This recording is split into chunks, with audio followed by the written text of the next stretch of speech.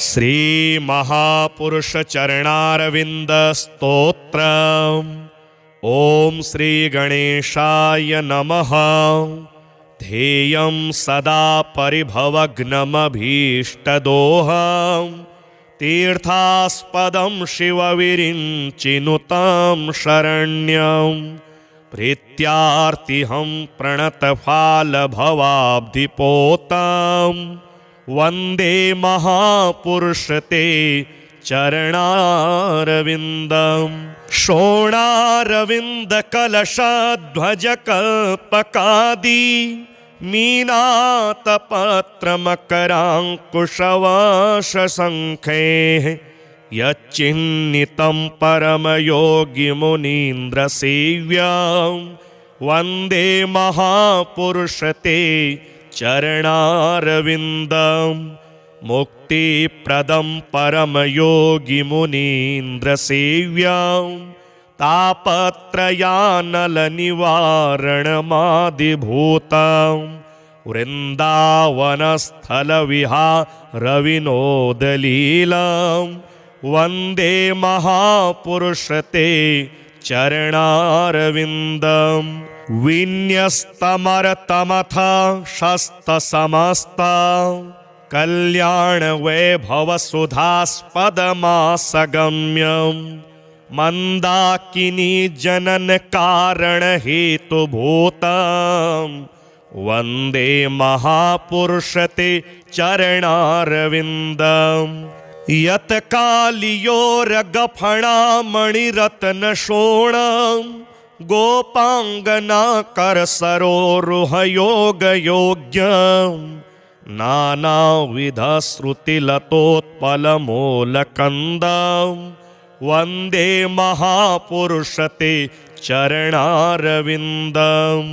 ध्येयं सदा परिभवग्नमभीष्टदोहं तीर्थास्पदं शिवविरिञ्चिनुतं शरण्यं प्रीत्यार्तिहं प्रणतफालभवाब्धिपोतं वन्दे महापुरुषते चरणारविन्दम्। शोणारविन्दकलशध्वजकल्पकादि मीनातपत्रमकराङ्कुशवाशशङ्खैः यच्चिह्नितं परमयोगिमुनीन्द्रसेव्यं वन्दे महापुरुषते चरणारविन्दम्। मुक्तिप्रदं परमयोगिमुनीन्द्रसेव्यं तापत्रयानलनिवारणमादिभूतं वृन्दावनस्थलविहारविनोदलीलं वन्दे महापुरुषते चरणारविन्दम्। विन्यस्तमरतमथ शस्तसमस्ता कल्याणवैभवसुधास्पदमासगम्यं मन्दाकिनी जननकारणहेतुभूतं वन्दे महापुरुषते चरणारविन्दम्। यत्कालियोरगफणामणिरत्नशोणं गोपाङ्गनाकरसरोरुहयोगयोग्यं नानाविधश्रुतिलतोत्पलमूलकन्दं वन्दे महापुरुषते चरणारविन्दम्। ध्येयं सदा परिभवग्नमभीष्टदोहं तीर्थास्पदं शिवविरिञ्चिनुतं शरण्यं प्रीत्यार्तिहं प्रणतफालभवाब्धिपोतं वन्दे महापुरुषते चरणारविन्दम्। शोणारविन्दकलशध्वजकल्पकादि मीनातपत्रमकराङ्कुशवाशशङ्खैः यच्चिह्नितं परमयोगिमुनीन्द्रसेव्यं वन्दे महापुरुषते चरणारविन्दम्। मुक्तिप्रदं परमयोगिमुनीन्द्रसेव्यां तापत्रयानलनिवारणमादिभूतां वृन्दावनस्थलविहारविनोदलीलां वन्दे महापुरुषते चरणारविन्दम् विन्यस्तमरतमथ शस्तसमस्ता कल्याणवैभवसुधास्पदमासगम्यं मन्दाकिनी जननकारणहेतुभूतं वन्दे महापुरुषते चरणारविन्दम् यत्कालियोरगफणामणिरत्नशोणं गोपाङ्गनाकरसरोरुहयोगयोग्यं नानाविधश्रुतिलतोत्पलमूलकन्दं वन्दे महापुरुषते चरणारविन्दम् हेयं सदा परिभवग्नमभीष्टदोहं तीर्थास्पदं शिवविरिञ्चिनुतं शरण्यं प्रीत्यार्तिहं प्रणतफालभवाब्धिपोतां वन्दे महापुरुषते चरणारविन्दम् शोणारविन्दकलशध्वजकल्पकादि मीनातपत्रमकराङ्कुशवाशशङ्खैः यच्चिह्नितं परमयोगिमुनीन्द्रसेव्यां वन्दे महापुरुषते चरणारविन्दम् मुक्तिप्रदं परमयोगिमुनीन्द्रसेव्यां तापत्रयानलनिवारणमादिभूतां वृन्दावनस्थलविहारविनोदलीलां वन्दे महापुरुषते चरणारविन्दम् विन्यस्तमरतमथ शस्तसमस्ता कल्याणवैभवसुधास्पदमासगम्यं मन्दाकिनी जननकारणहेतुभूतं वन्दे महापुरुषते चरणारविन्दम् यत्कालियोरगफणामणिरत्नशोणं गोपाङ्गनाकरसरोरुहयोगयोग्यं नानाविधश्रुतिलतोत्पलमूलकन्दं वन्दे महापुरुषते चरणारविन्दम् हेयं सदा परिभवग्नमभीष्टदोहं तीर्थास्पदं शिवविरिञ्चिनुतं शरण्यं प्रीत्यार्तिहं प्रणतफालभवाब्धिपोतां वन्दे महापुरुषते चरणारविन्दम् शोणारविन्दकलशध्वजकल्पकादि मीनातपत्रमकराङ्कुशवाशशङ्खैः यच्चिह्नितं परमयोगिमुनीन्द्रसेव्यां वन्दे महापुरुषते चरणारविन्दम् मुक्तिप्रदं परमयोगिमुनीन्द्रसेव्यां तापत्रयानलनिवारणमादिभूतां वृन्दावनस्थलविहारविनोदलीलां वन्दे महापुरुषते चरणारविन्दम् विन्यस्तमरतमथ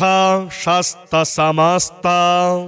कल्याणवैभवसुधास्पदमासगम्यं मन्दाकिनी जननकारणहेतुभूतं वन्दे महापुरुषते चरणारविन्दम् यत्कालियोरगफणामणिरत्नशोणं गोपाङ्गनाकरसरोरुहयोगयोग्यं नानाविधश्रुतिलतोत्पलमूलकन्दं वन्दे महापुरुषते चरणारविन्दम् हेयं सदा परिभवग्नमभीष्टदोहं तीर्थास्पदं शिवविरिञ्चिनुतं शरण्यं प्रीत्यार्तिहं प्रणतफालभवाब्धिपोतं वन्दे महापुरुषते चरणारविन्दम् शोणारविन्दकलशध्वजकल्पकादि मीनातपत्रमकराङ्कुशवाशशङ्खैः यच्चिह्नितं परमयोगिमुनीन्द्रसेव्यं वन्दे महापुरुषते चरणारविन्दम् मुक्तिप्रदं परमयोगिमुनीन्द्रसेव्यं तापत्रयानलनिवारणमादिभूतं वृन्दावनस्थलविहारविनोदलीलं वन्दे महापुरुषते चरणारविन्दम् विन्यस्तमरतमथ शस्तसमस्ता कल्याणवैभवसुधास्पदमासगम्यं मन्दाकिनी जननकारणहेतुभूतं वन्दे महापुरुषते चरणारविन्दम् यत्कालियोरगफणामणिरत्नशोणं गोपाङ्गनाकरसरोरुहयोगयोग्यं नानाविधश्रुतिलतोत्पलमूलकन्दं वन्दे महापुरुषते चरणारविन्दम् हेयं सदा परिभवग्नमभीष्टदोहं तीर्थास्पदं शिवविरिञ्चिनुतं शरण्यं प्रीत्यार्तिहं प्रणतफालभवाब्धिपोतं वन्दे महापुरुषते चरणारविन्दम् शोणारविन्दकलशध्वजकल्पकादि मीनातपत्रमकराङ्कुशवाशशङ्खैः यच्चिह्नितं परमयोगिमुनीन्द्रसेव्यं वन्दे महापुरुषते चरणारविन्दम् मुक्तिप्रदं परमयोगिमुनीन्द्रसेव्यं तापत्रयानलनिवारणमादिभूतं वृन्दावनस्थलविहारविनोदलीलं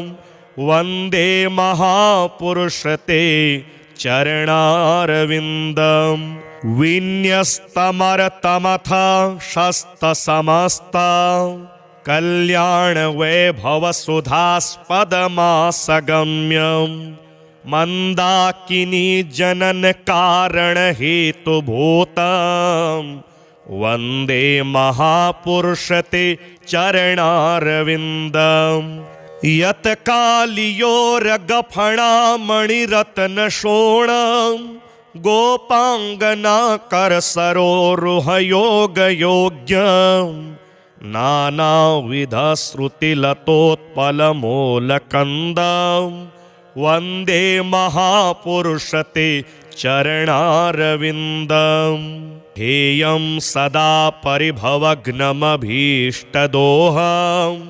तीर्थास्पदं शिवविरिञ्चिनुतं शरण्यं प्रीत्यार्तिहं प्रणतफालभवाब्धिपोतं वन्दे महापुरुषते चरणारविन्दम् शोणारविन्दकलशध्वजकल्पकादि मीनातपत्रमकराङ्कुशवाशशङ्खैः यच्चिह्नितं परमयोगिमुनीन्द्रसेव्यं वन्दे महापुरुषते चरणारविन्दम् मुक्तिप्रदं परमयोगिमुनीन्द्रसेव्यां तापत्रयानलनिवारणमादिभूतां वृन्दावनस्थलविहारविनोदलीलां वन्दे महापुरुषते चरणारविन्दं विन्यस्तमरतमथ शस्तसमस्ता कल्याणवैभवसुधास्पदमासगम्यं मन्दाकिनी जननकारणहेतुभूतं वन्दे महापुरुषते चरणारविन्दम् यत्कालियोरगफणामणिरत्नशोणं गोपाङ्गनाकरसरोरुहयोगयोग्यं नानाविधश्रुतिलतोत्पलमूलकन्दं वन्दे महापुरुषते चरणारविन्दम् हेयं सदा परिभवग्नमभीष्टदोहं तीर्थास्पदं शिवविरिञ्चिनुतं शरण्यं प्रीत्यार्तिहं प्रणतफालभवाब्धिपोतां वन्दे महापुरुषते चरणारविन्दं शोणारविन्दकलशध्वजकल्पकादि मीनातपत्रमकराङ्कुशवाशशङ्खैः यच्चिह्नितं परमयोगिमुनीन्द्रसेव्यां वन्दे महापुरुषते चरणारविन्दं मुक्तिप्रदं परमयोगिमुनीन्द्रसेव्यां तापत्रयानलनिवारणमादिभूतां वृन्दावनस्थलविहारविनोदलीलां वन्दे महापुरुषते चरणारविन्दं विन्यस्तमरतमथ शस्तसमस्ता कल्याणवैभवसुधास्पदमासगम्यं मन्दाकिनी जननकारणहेतुभूतं वन्दे महापुरुषते चरणारविन्दम् यत्कालियोरगफणामणिरत्नशोणं गोपाङ्गनाकरसरोरुहयोगयोग्यं नानाविधश्रुतिलतोत्पलमूलकन्दं वन्दे महापुरुषते चरणारविन्दम् हेयं सदा परिभवग्नमभीष्टदोहं तीर्थास्पदं शिवविरिञ्चिनुतं शरण्यं प्रीत्यार्तिहं प्रणतफालभवाब्धिपोतां वन्दे महापुरुषते चरणारविन्दं शोणारविन्दकलशध्वजकल्पकादि मीनातपत्रमकराङ्कुशवाशशङ्खैः यच्चिह्नितं परमयोगिमुनीन्द्रसेव्यां वन्दे महापुरुषते चरणारविन्दं मुक्तिप्रदं परमयोगिमुनीन्द्रसेव्यां तापत्रयानलनिवारणमादिभूतां वृन्दावनस्थलविहारविनोदलीलां वन्दे महापुरुषते चरणारविन्दं विन्यस्तमरतमथ शस्तसमस्ता कल्याणवैभवसुधास्पदमासगम्यं मन्दाकिनी जननकारणहेतुभूतं वन्दे महापुरुषते चरणारविन्दम् यत्कालियोरगफणामणिरत्नशोणं गोपाङ्गनाकरसरोरुहयोगयोग्यं नानाविधश्रुतिलतोत्पलमूलकन्दं वन्दे महापुरुषते चरणारविन्दम् हेयं सदा परिभवग्नमभीष्टदोहं तीर्थास्पदं शिवविरिञ्चिनुतं शरण्यं प्रीत्यार्तिहं प्रणतफालभवाब्धिपोतं वन्दे महापुरुषते चरणारविन्दम् शोणारविन्दकलशध्वजकल्पकादि मीनातपत्रमकराङ्कुशवाशशङ्खैः यच्चिह्नितं परमयोगिमुनीन्द्रसेव्यं वन्दे महापुरुषते चरणारविन्दम् मुक्तिप्रदं परमयोगिमुनीन्द्रसेव्यं तापत्रयानलनिवारणमादिभूतं वृन्दावनस्थलविहारविनोदलीलं वन्दे महापुरुषते चरणारविन्दम् विन्यस्तमरतमथ शस्तसमस्ता कल्याणवैभवसुधास्पदमासगम्यं मन्दाकिनी जननकारणहेतुभूतं वन्दे महापुरुषते चरणारविन्दम् यत्कालियोरगफणामणिरत्नशोणं गोपाङ्गनाकरसरोरुहयोगयोग्यं नानाविधश्रुतिलतोत्पलमूलकन्दं वन्दे महापुरुषते चरणारविन्दम् हेयं सदा परिभवग्नमभीष्टदोहं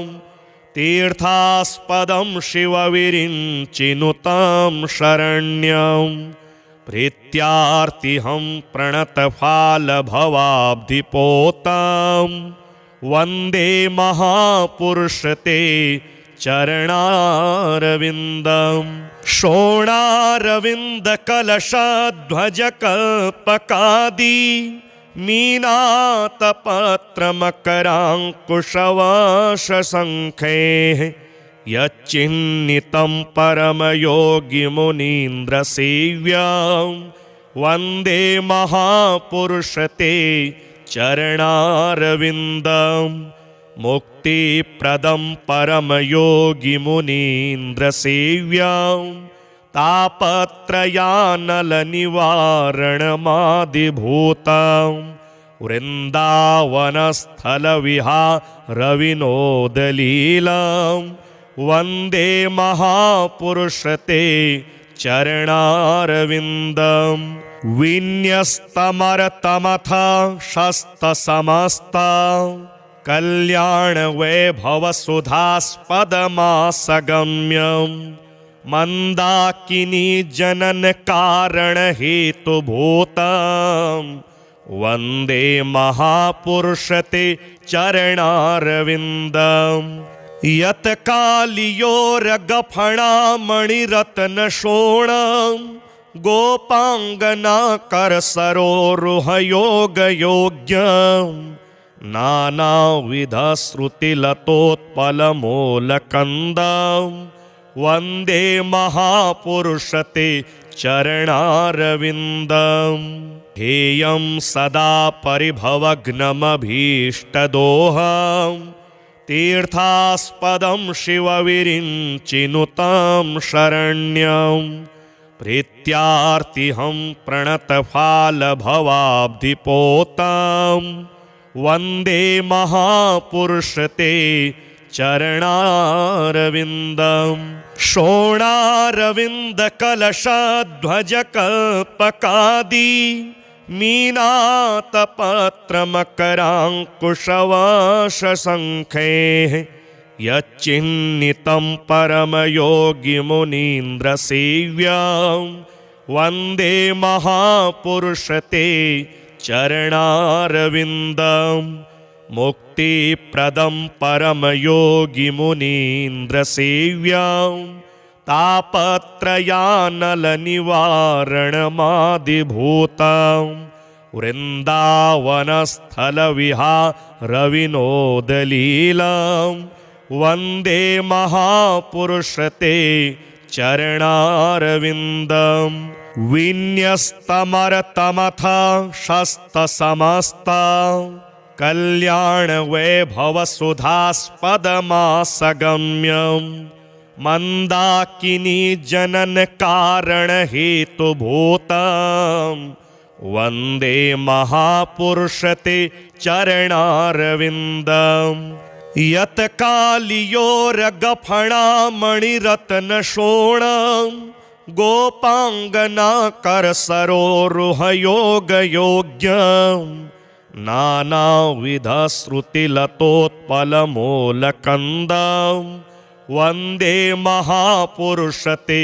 चरणारविन्दम् हेयं सदा परिभवग्नमभीष्टदोहं तीर्थास्पदं शिवविरिञ्चिनुतं शरण्यं प्रीत्यार्तिहं प्रणतफालभवाब्धिपोतं वन्दे महापुरुषते चरणारविन्दं शोणारविन्दकलशध्वजकल्पकादि मीनातपत्रमकराङ्कुशवाशशङ्खैः यच्चिह्नितं परमयोगिमुनीन्द्रसेव्यां वन्दे महापुरुषते चरणारविन्दं मुक्तिप्रदं परमयोगिमुनीन्द्रसेव्यां तापत्रयानलनिवारणमादिभूतां वृन्दावनस्थलविहारविनोदलीलां वन्दे महापुरुषते चरणारविन्दं विन्यस्तमरतमथ शस्तसमस्ता कल्याणवैभवसुधास्पदमासगम्यं मन्दाकिनी जननकारणहेतुभूतं वन्दे महापुरुषते चरणारविन्दम् यत्कालियोरगफणामणिरत्नशोणं गोपाङ्गनाकरसरोरुहयोगयोग्यं नानाविधश्रुतिलतोत्पलमूलकन्दं वन्दे महापुरुषते चरणारविन्दम् हेयं सदा परिभवग्नमभीष्टदोहं तीर्थास्पदं शिवविरिञ्चिनुतं शरण्यं प्रीत्यार्तिहं प्रणतफालभवाब्धिपोतं वन्दे महापुरुषते चरणारविन्दं शोणारविन्दकलशध्वजकल्पकादि मीनातपत्रमकराङ्कुशवाशशङ्खैः यच्चिह्नितं परमयोगिमुनीन्द्रसेव्यां वन्दे महापुरुषते चरणारविन्दं मुक्तिप्रदं परमयोगिमुनीन्द्रसेव्यां तापत्रयानलनिवारणमादिभूतां वृन्दावनस्थलविहारविनोदलीलां वन्दे महापुरुषते चरणारविन्दं विन्यस्तमरतमथ शस्तसमस्ता कल्याणवैभवसुधास्पदमासगम्यं मन्दाकिनी जननकारणहेतुभूतं वन्दे महापुरुषते चरणारविन्दम् यत्कालियोरगफणामणिरत्नशोणं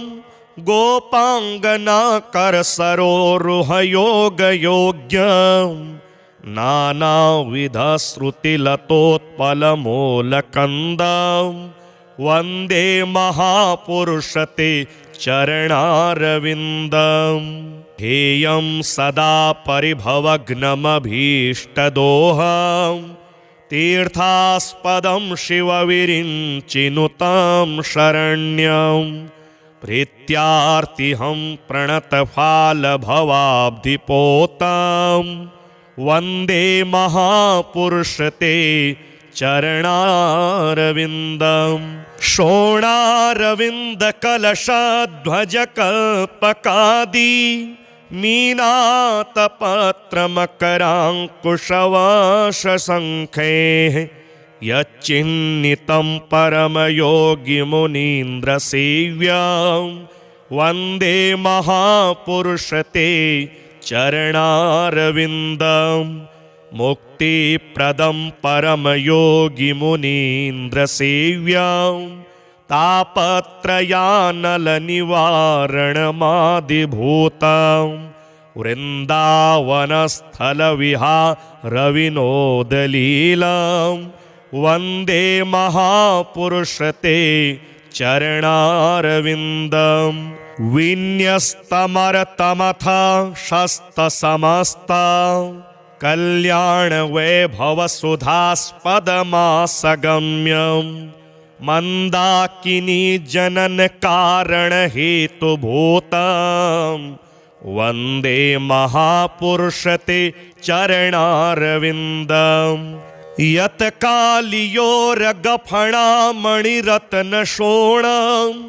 गोपाङ्गनाकरसरोरुहयोगयोग्यम् नानाविधश्रुतिलतोत्पलमूलकन्दं वन्दे महापुरुषते चरणारविन्दम् हेयं सदा परिभवग्नमभीष्टदोहं तीर्थास्पदं शिवविरिञ्चिनुतं शरण्यं प्रीत्यार्तिहं प्रणतफालभवाब्धिपोतं वन्दे महापुरुषते चरणारविन्दम्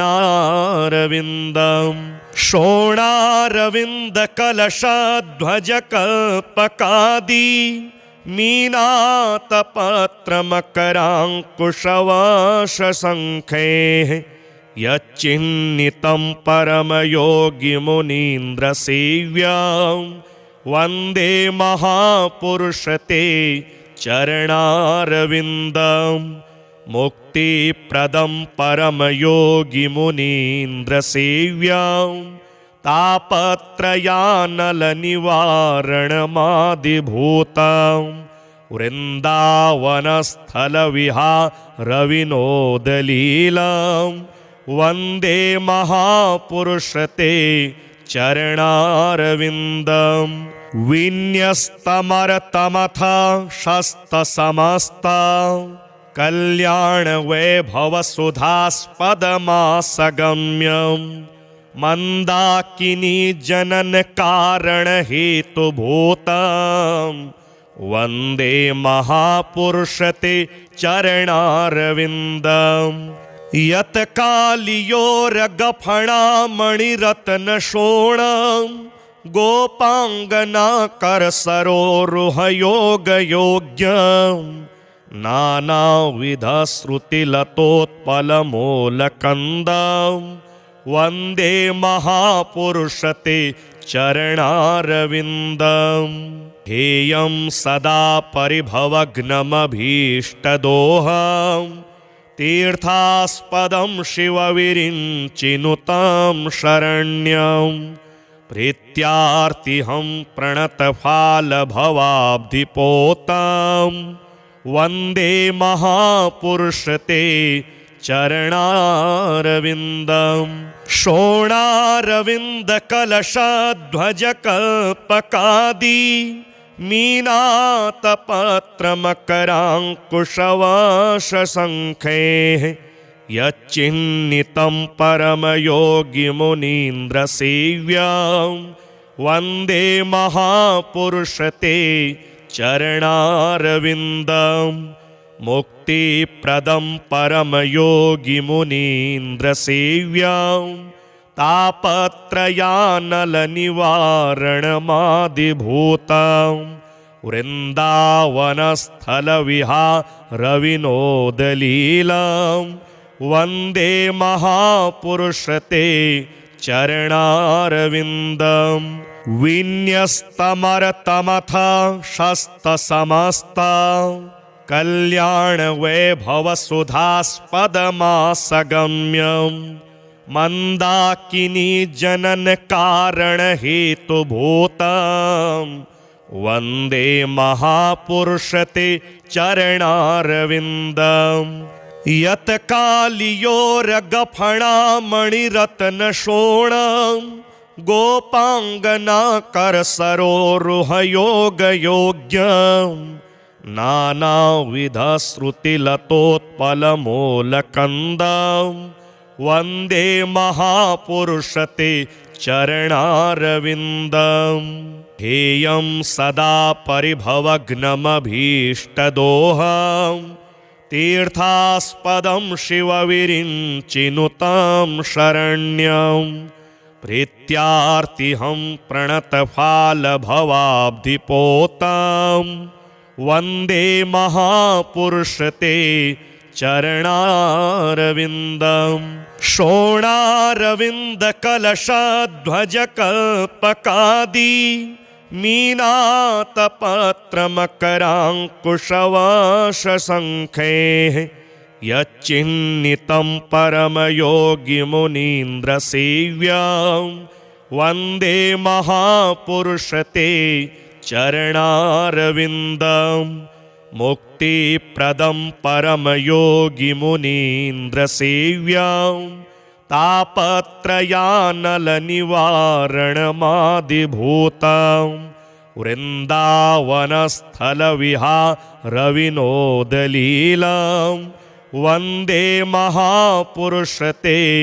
चरणारविन्दम् विन्यस्तमरतमथ शस्तसमस्ता कल्याणवैभवसुधास्पदमासगम्यं मन्दाकिनी जननकारणहेतुभूतं वन्दे महापुरुषते चरणारविन्दम्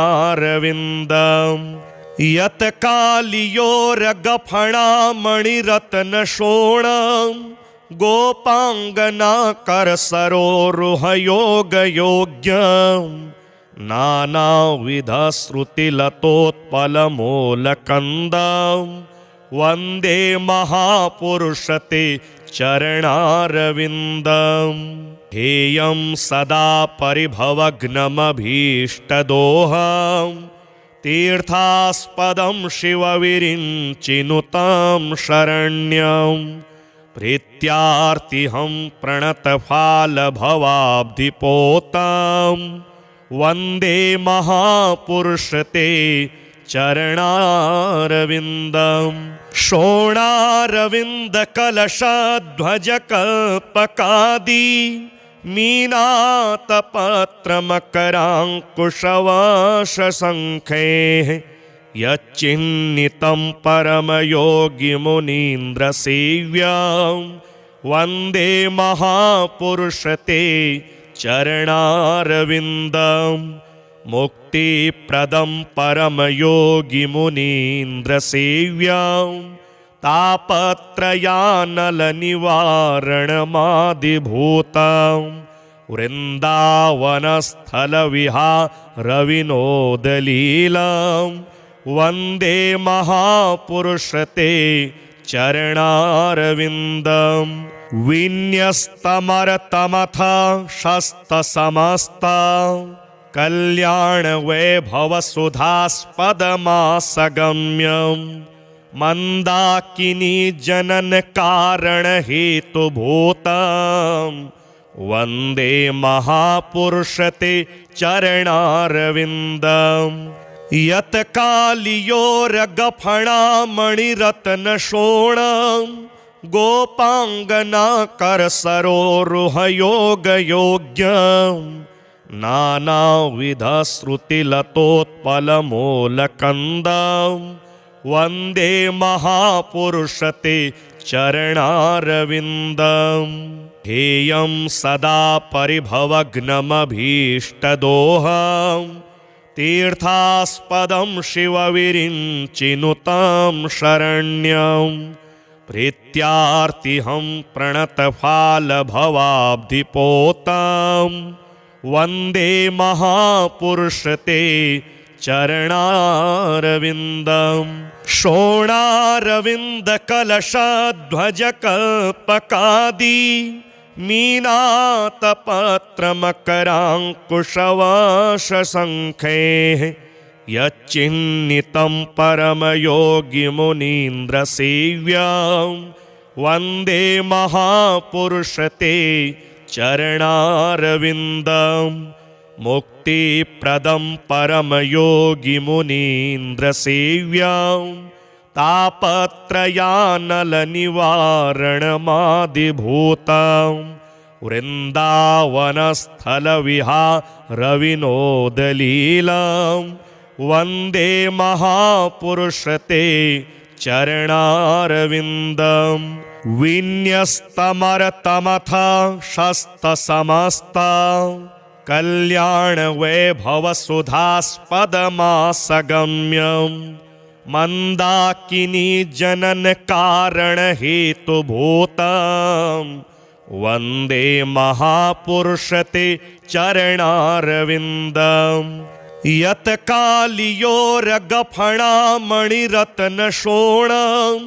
गोपाङ्गनाकरसरोरुहयोगयोग्यं नानाविधश्रुतिलतोत्पलमूलकन्दं वन्दे महापुरुषते चरणारविन्दम् हेयं सदा परिभवग्नमभीष्टदोहं तीर्थास्पदं शिवविरिञ्चिनुतं शरण्यं प्रीत्यार्तिहं प्रणतफालभवाब्धिपोतं वन्दे महापुरुषते चरणारविन्दम् शोणारविन्दकलशध्वजकल्पकादि मीनातपत्रमकराङ्कुशवाशशङ्खैः यच्चिह्नितं परमयोगिमुनीन्द्रसेव्यं वन्दे महापुरुषते चरणारविन्दम् मुक्तिप्रदं परमयोगिमुनीन्द्रसेव्यं तापत्रयानलनिवारणमादिभूतं वृन्दावनस्थलविहारविनोदलीलं वन्दे महापुरुषते चरणारविन्दम् विन्यस्तमरतमथ शस्तसमस्ता कल्याणवैभवसुधास्पदमासगम्यं मन्दाकिनी जननकारणहेतुभूतं वन्दे महापुरुषते चरणारविन्दम् यत्कालियोरगफणामणिरत्नशोणं गोपाङ्गनाकरसरोरुहयोगयोग्यं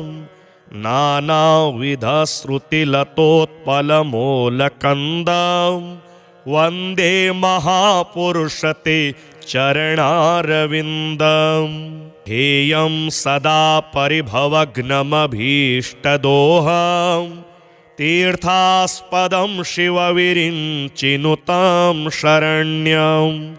प्रीत्यार्तिहं प्रणतफालभवाब्धिपोतं वन्दे महापुरुषते चरणारविन्दम् शोणारविन्दकलशध्वजकल्पकादि मीनातपत्रमकराङ्कुशवाशशङ्खैः यच्चिह्नितं परमयोगिमुनीन्द्रसेव्यं वन्दे महापुरुषते चरणारविन्दम् मुक्तिप्रदं परमयोगिमुनीन्द्रसेव्यां तापत्रयानलनिवारणमादिभूतां वृन्दावनस्थलविहारविनोदलीलां वन्दे महापुरुषते चरणारविन्दं विन्यस्तमरतमथ शस्तसमस्ता कल्याणवैभवसुधास्पदमासगम्यं मन्दाकिनी जननकारणहेतुभूतं वन्दे महापुरुषते चरणारविन्दम् यत्कालियोरगफणामणिरत्नशोणं गोपाङ्गनाकरसरोरुहयोगयोग्यं नानाविधश्रुतिलतोत्पलमूलकन्दं वन्दे महापुरुषते चरणारविन्दम्